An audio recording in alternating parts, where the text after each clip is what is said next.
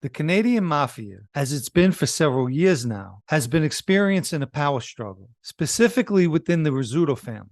Back in March, Leonardo Rizzuto, son of the late boss Vito Rizzuto, was shot several times while driving his car. Luckily for him, he managed to survive that attempt. Then last month, the daughter-in-law of mafia member Marino Gallo was ambushed and killed in the parking lot of a beauty salon. I previously posted a video covering both those shootings, and I'll add the link down in the description. This afternoon, a few minutes before 1 p.m., Francesco Del Balso, a high-ranking member of the Rizzuto family, was shot and killed.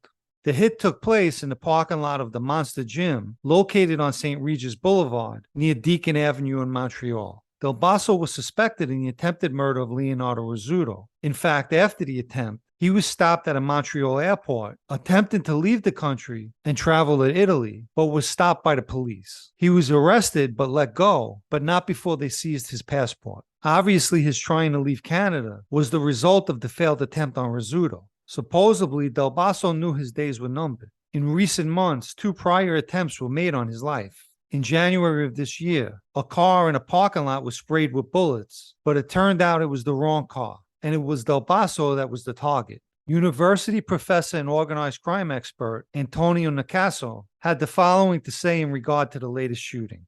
Also used to run the gambling for Rizzuto crime family.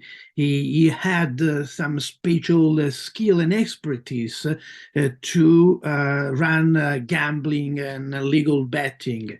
But at one point he tried to carve out a major space in this field, on the field of extortion and gambling, in what the mobster called the book.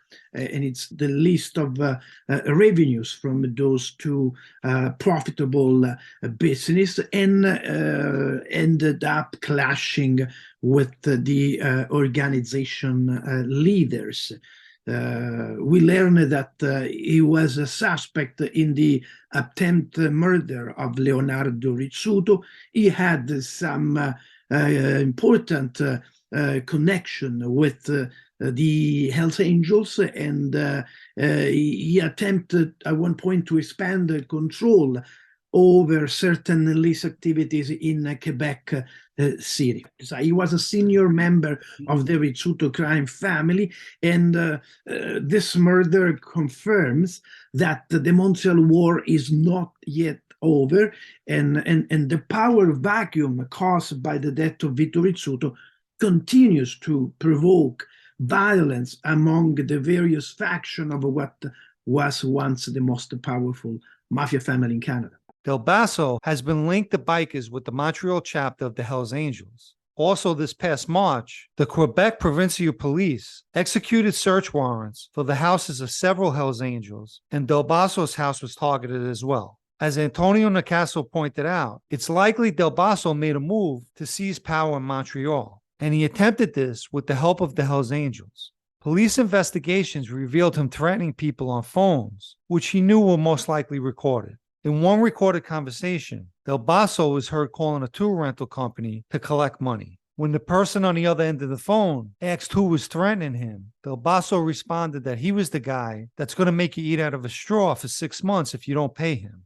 Back in 2006, Del Balso pled guilty to mafia association, cocaine trafficking, and tax evasion, and received a 15-year sentence. And last September of 2022, he was arrested for attempting to shake down a church for $5,000 a week. I'm sure we haven't heard the last of the murders taking place with the mafia in Canada. I'll keep you posted.